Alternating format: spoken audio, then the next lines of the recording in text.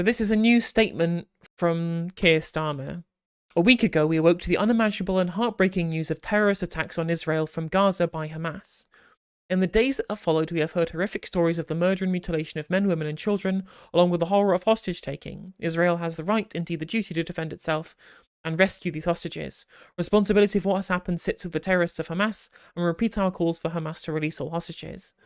I've met with members of the British Jewish community this week and told them that we stand with Israel and with them at this time. I know this is a distressing and worrying time and welcome any extra funding for the CST. There must be zero tolerance for any increase in anti-Semitism or Islamophobia. Hamas has no interest in peace, no interest in protecting Palestinians. We call on all parties to act in line with international law, including allowing humanitarian access of food, water, electricity and medicines to Gaza, and ensuring safe humanitarian corridors in Gaza for those fleeing violence. There's a bit of a change in tactic. I guess he must have seen the outpouring of criticism for his statement about supporting the removal of food, water, electricity and medicine, and so has done an about turn, because I think he saw that it would be not in good graces with a large amount of his supporter base in the Muslim community. Although again, there's still no statement on him about the forced transfer of people from the north to the south, right? So still not out of the woods in terms of stuff yet, but even then, like, the fact that it's taken this long, given that the shut-off of electricity and medicines for the continuation of the blockade has been going for days at this point, the fact that it's taken him this long to do an about turn clearly shows that this is a political choice that he's made, a political decision to save his own skin rather than a genuine belief of his. Otherwise, he would have come out with this ages ago. Whilst he thought that there would be overall political support for him endorsing war crimes in Gaza, he's now realised that is not the case and has done an about turn. I don't believe this for a second. I think it's a calculated political move. And I do not believe a word of what he's saying here. But of course, what would Keir Starmer be without a flip-flop and a U-turn and a change of pace, right? Has this man ever held any actual beliefs of his own, any kind of principles of his own, or has he only ever continued to make his own opportunistic statements to be able to maximize his chance of becoming prime minister rather than taking any steadfast moral position? Yeah, it's typical and cynical. I don't believe a word of it. The fact that, again, as Yugi Schilling points out in chat, the fact that a human rights lawyer such as himself should have this little credibility is stark, isn't it? We saw tens of thousands of people in London earlier today saying, Keir Starmer, shame on you. So, I know, like, I know this is like typical response. Whenever anybody makes an apology, people will claim that they're not being genuine. But I think it's special in this case that I can claim that he's not being... I think it's reasonable for me to claim that he's not being genuine.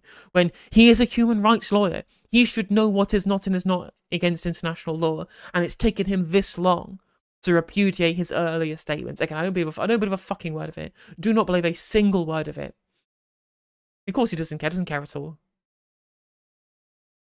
Oh, he will get away. Oh, every single British political figure will get away with being so nonchalant about genocide. 100% today. You're absolutely 100%. These people will get away with every single thing that they've done, and they will not be held accountable. Although, speaking of being held accountable, we might be at the incredibly unlikely position where the British government might be being held accountable for this kind of stuff. And that is because there is a Conservative MP who is going to be holding the British government to account for endorsement of war crimes at the International Criminal Court, which is more than we've seen from the Labour benches, quite frankly. I mean, the head of the Foreign Policy Select Committee, Alicia Kearns, has been condemning Israel's engagement in war crimes so far as well, so kudos to Tory MPs doing better than Labour on this one, incredibly, right? All of the good Labour MPs on this one have been expelled from the party already. So this is a segment that he did with Sky News earlier today, calling for the UK government to be reported to the International Criminal Court. A group supporting Palestinian rights has written to the Prime Minister outlining its intention to prosecute UK government officials for their approach to the Israel-Hamas conflict. The International Centre of Justice for Palestinians says that the UK government is aiding and abetting war crimes in Gaza.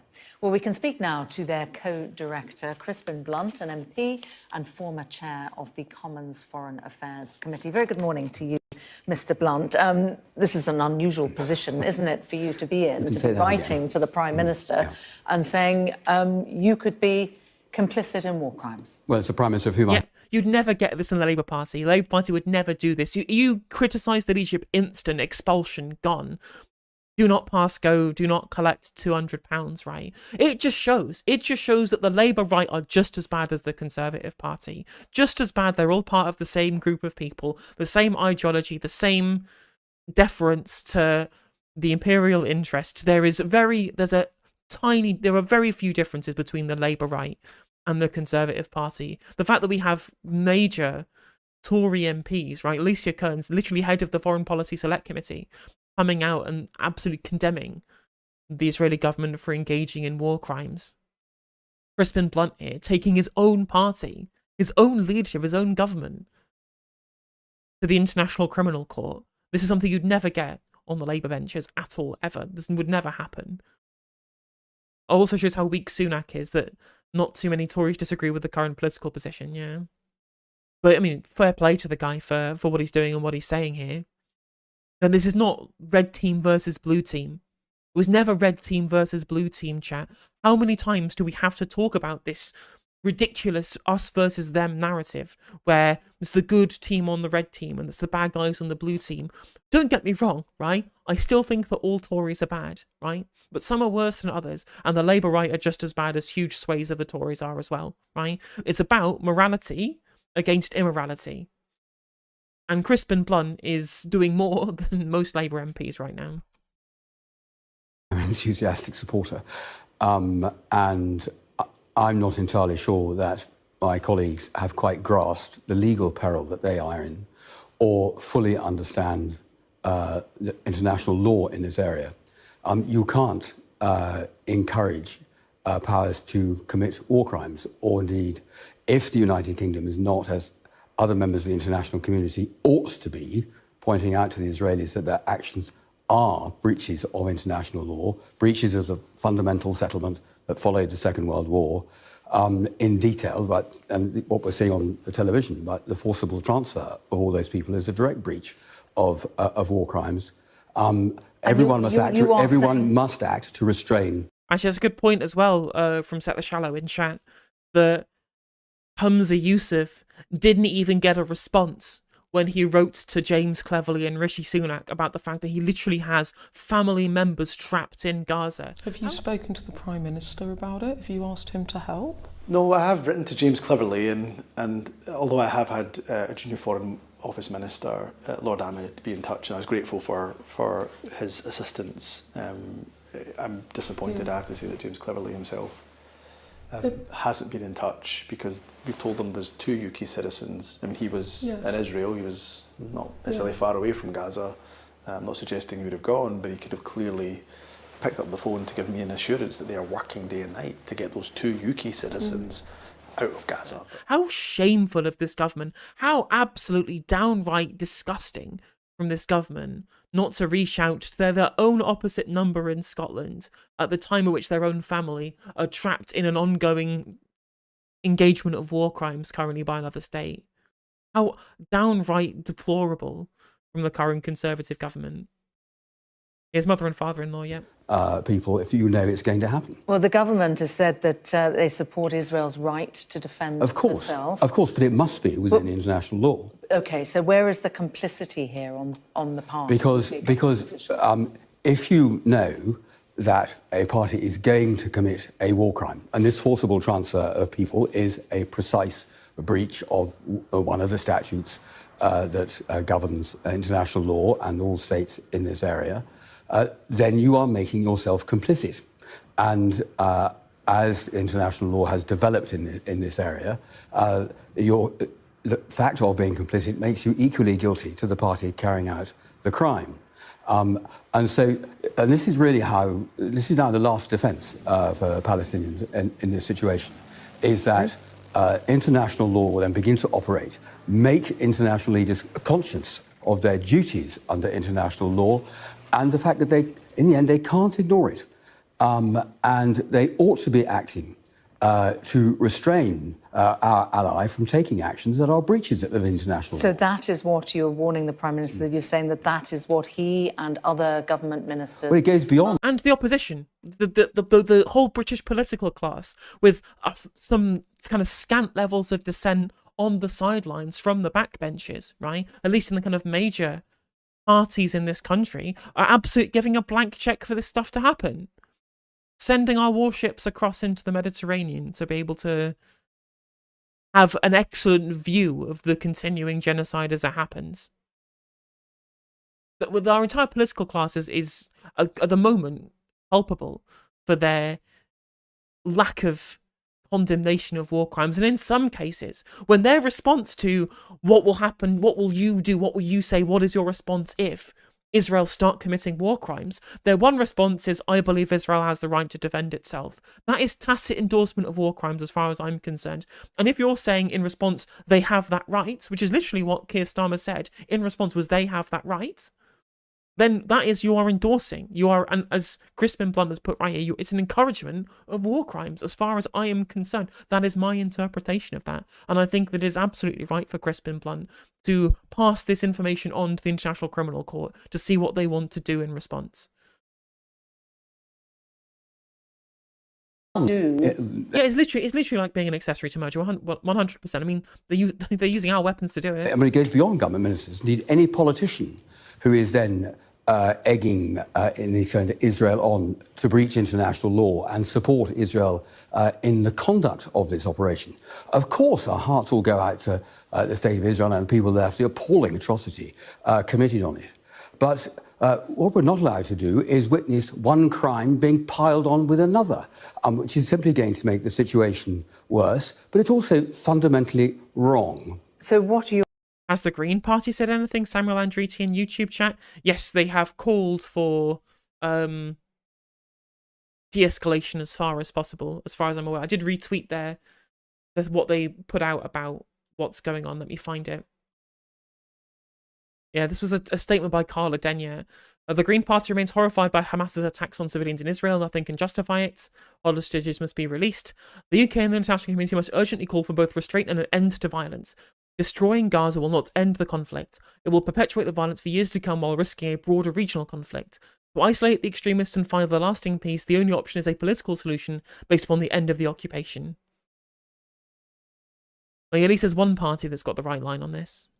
You are calling on is for a change in language, or are you calling on the government not to be sending those auxiliary ships? I think that what we would suggest to the government is they ought to be supporting the UN Secretary-General's call for an immediate ceasefire and for getting aid and supplies into the beleaguered population in Gaza.